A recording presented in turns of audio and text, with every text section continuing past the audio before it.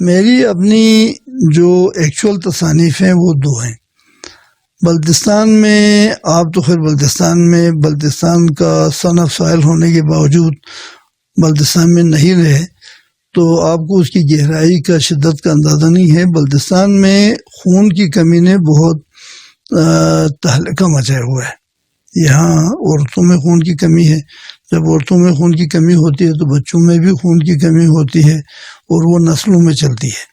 تو ابھی ایک تو زمانہ تھا بلتستان میں خوراک کی ہی کمی ہوتی تھی، عام آبادی اور خوراک پیدا کرنے والی زمین کا جو تناسب تھا وہ ہمارے ہاں اچھا نہیں تھا، فیوریبل نہیں تھا، آبادی بڑھتی جاتی تھی، زمین وہی رہتی تھی۔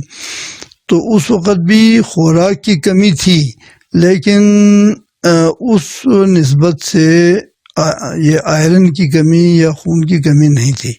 اب اللہ کا فضل ہے، خوراک بہت ہے لیکن خون بہت کم ہے، تو وہ ہمارے اویئرنیس کی کمی ہے، جس کی وجہ سے ہمارے کھانے کے عادات جو ہیں وہ سائنٹیفک نہیں ہیں۔ تو بلتستان میں 100% خون کی کمی ہے۔ اور دوسرا بڑا مسئلہ یہ ہے کہ بلتستان میں دوسرے پوری دنیا کی نسبت، چونکہ ہم بلندی پر ہیں تو بلندی کی نسبت سے زیادہ خون ہونا ضروری ہوتا ہے، لیکن ہمارے ہاں جتنا خون کراچی والے کا ہے اتنا بھی نہیں ہے۔ تو یہ بڑا شدید مسئلہ ہے۔ تو میں نے ایک کتاب اس کے لیے الگ سے لکھا ہے، بلتستان میں خون کی کمی، اس کے اسباب اور اس کی روک تھام کے طریقے کیا ہونے چاہیے۔ ایک کتاب ہے چھوٹی سی۔ دوسری کتاب غذائی کمی اور بیشی۔ اب جیسا میں نے بتایا کہ پہلے تو کمی تھی، ابھی اللہ کا فضل ہے بہت سے معاملات میں بہت بیشی ہے، بہت سے آئٹمز کی بہت کمی ہے۔ وہ کمی بیشی ہماری اپنی ڈیمانڈ، اپنی اویئرنیس اور اپنی عادتوں کے مطابق ہے، یہ سپلائی کے مطابق نہیں ہے۔ انسان جو کھانا چاہتا ہے وہ مل جاتا ہے۔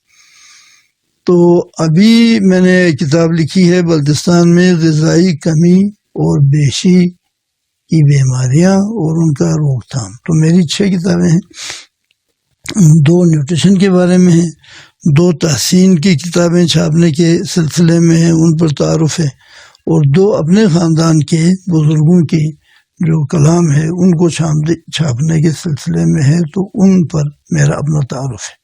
میوزیم کا شوق خیر سچ اب بھی پیدا نہیں ہوا۔ شوق پیدا ہونے کا وجہ بھی، جتنے شوق پیدا ہونے کی وجوہات ہیں وہ معدوم ہونے کے بعد آپ کہہ سکتے ہیں کہ مجھے خیال آیا۔ اس کی وجہ یہ تھی کہ میرے پاس باپ دادا کے ورثے کی کتابیں بھی تھیں اور آئٹمز بھی تھے جن کو ہم نے ضائع بھی نہیں کیا تھا، اور محفوظ کرنے کا کوئی طریقہ بھی سوچا ہوا اور اس کو ڈسپلے کرنے کا طریقہ بھی سوچا ہوا نہیں تھا۔ جب ریٹائر ہوا اس کے بعد حسن حسرت صاحب ایک دن آئے، اس نے یہ کہا یار سنا ہے تمہارے صندوقوں میں کافی کتابیں بند پڑی ہیں، ان کو کھول کے تم دکھاتے کیوں نہیں ہو؟ تو اب وہ کھولیں دکھائیں تو ضائع ہوتی ہیں، خراب ہوتی ہیں، ٹھیک ہے نا جی۔ تو میں نے کہا ہمارے آبا و اجداد نے تم کو ضائع ہونے سے بچانے کے لیے صندوقوں میں بند کیا ہوا ہے، اب کھولنے کے بارے میں سوچتے ہیں، کیونکہ بند ہی رہ کے اگر وہ ضائع ہو جائیں تو پھر تو بہت ہی افسوسناک معاملہ ہے۔ تو پھر میں نے کتابوں کے لیے میوزیم بنایا۔ تو کتابیں اتنی زیادہ نہیں تھی، 14 کتابیں تھیں ٹوٹل، تو 14 کتابوں سے تو میوزیم بن نہیں سکتی تھی۔ تو بہرحال ان کو ڈسپلے کیا، تو ان کے ساتھ رکھنے کے لیے کتابیں آتی گئیں اور میں ان کو ڈسپلے کرتا گیا۔ تو ابھی اللہ کے فضل ہے میرے پاس کوئی 80 کتابیں فارسی، بلتی اور دینی، ثقافتی، ادبی آ گئی ہیں۔ تو ایک میوزیم کا الگ سیکشن میں نے اسکرپٹس والا کھولا، اور گھر میں پرانے آبا و اجداد کے وہ استعمال کے برتن شرتن بھی پڑے ہوئے تھے، کچھ استعمال ہوتے تھے کچھ نہیں ہوتے تھے۔ جب یہ نئی ٹیکنالوجی آ گئی تو ان میں سے کچھ چیزیں آبسلیٹ ہو گئیں، ان کا استعمال ختم ہو گیا تو وہ بند ہو گئے۔ تو پھر ہم نے کہا چلو جی استعمال تو نہیں کر سکتے ہیں، تو ان کو بھی ایز اے میوزیم ڈسپلے پہ ڈال دیا جائے تو میوزیم بن جائے۔ تو ایک طریقے سے میوزیم وجود میں خود ہی آ گیا گھر کی چیزوں سے۔ تو دیکھا دیکھی میں نے کہا چلو اور بھی چیزیں آئیں تو کیا حرج ہے۔ تو 3-4 سال سے میں نے ان کے مطلب ساتھ دینے کے لیے اور چیزیں جمع کرنی شروع کی۔ تو یہ میوزیم ایکچولی میرے کسی شوق کی وجہ سے وجود میں نہیں آیا تھا، خود ہی وجود میں آ گیا تھا۔ تو بعد میں اس کو تھوڑا بڑھانے کے لیے کچھ شوق کر رہا ہوں ابھی۔ ہاتھ کی بنی ہوئی چیزوں میں نہ میک ہے، نہ ماڈل ہے، نہ کوئی اور چیز ہے۔ تو اس طریقے سے ہم قدامت کا جو کرتے ہیں وہ بہت مشکل ہو جاتا ہے۔ بہرحال ایک میرے پاس کیا کہتے ہیں جو اس کو مٹکا ہے جو میرے خیال میں سب سے قدیم ہے، وہ یہیں شگر میں کسی کھدائی کے دوران دریافت ہوا تھا۔ کوئی آدمی اپنے گھر بنانے کے لیے، بلکہ گھر کے لیے راستہ بنانے کے لیے کھدائی کر رہا تھا، تو اس نے مٹکے کے اوپر والے حصے کو دیکھا، تو اس نے مجھے فون کیا کہ یہاں سے ایک مٹکا نکل رہا ہے، اگر آپ کو شوق ہے، آپ لے جانا چاہتے ہیں میوزیم کے لیے، تو آپ اس کو آ کے لے جائیں۔ بہرحال اس نے اس وقت اس سٹیج پر بہت بڑی قربانی تھی، کیونکہ مٹکے کے اندر نہیں دیکھا تھا، اس میں بہت قیمتی چیزیں بھی ہو سکتی تھیں۔ بعد میں نے اسے فون پہ کہا کہ آپ اس مٹکے کو آپ بڑے اوزاروں سے نہ کھولیں، ذرا چھوٹے چھوٹے اوزاروں سے کھولیں اور چوٹ نہ لگنے دیں۔ اور اس نے احتیاط سے نکالا، لیکن نکلتے نکلتے وہ اس میں درازیں پڑی ہوئی تھیں بہت قدامت کی وجہ سے، تو وہ ایک طرح سے بکھر گیا۔ تو میں نے ان کو دوبارہ سنبھال کے پرانے شکل میں وہ میوزیم میں رکھا ہوا ہے۔ وہ میرے حساب میں سب سے قدیم ہے، لیکن کتنا قدیم ہے یہ پتہ نہیں ہے۔ یہ کہ اپنے خاندانی چیزوں میں ایک ہمارا باول ہے، ہم کہتے ہیں منگور۔ اس منگور کے بارے میں یہ میں نے حیدر خان کے نام پہ میوزیم بنائی ہے، تو وہ منگور بھی حیدر خان کے زیر استعمال رہی چیزوں میں سے ہے۔ اس منگور کے بارے میں کہتے ہیں کہ جب یہ راجہ اعظم خان صاحب کی فیملی اور ہماری فیملی جب الگ ہو گئی تھی، تو اس بٹوارے میں سونا جو تقسیم ہوا تھا، تو اس منگور میں سونے کو اس کی پیمائشوار کر کے الگ کیا گیا تھا، تو وہ منگور پڑا ہوا ہے۔ تو یہ ہمارے اعظم خان صاحب کی فیملی اور ہمارے فیملی میں بٹوارے کو ابھی کوئی 200 سال ہوتے ہیں۔ تو وہ برتنوں میں اور لوہے کے برتنوں میں وہ ایک منگور 200 سال کا ہے، اور ایک گن ہے وہ اس سے بھی پرانا ہے۔ وہ آپ نے سنا ہوگا کہ یہ حسن خان اماچہ، ایکچولی اس کا نام اماچہ حسن خان ہے، کیونکہ وہ سٹنگ رولر تھا۔ تو یہاں طریقہ یہ تھا کہ سٹنگ رولر کو خاندان کا نام پہلے اور اس کا نام بعد میں ہوتا تھا، اور جو خاندان کے اور لوگ تھے اس کا نام پہلے اور خاندان کا نام بعد میں لیا جاتا۔ تو وہ ایک اماچہ حسن خان، اس کو اسکردو کے حکمران نے یہاں سے ڈسپلیس کیا، یہاں سے اس اسکردو کے حکمران نے شگر پہ قبضہ کیا، تو یہاں سے بھاگا۔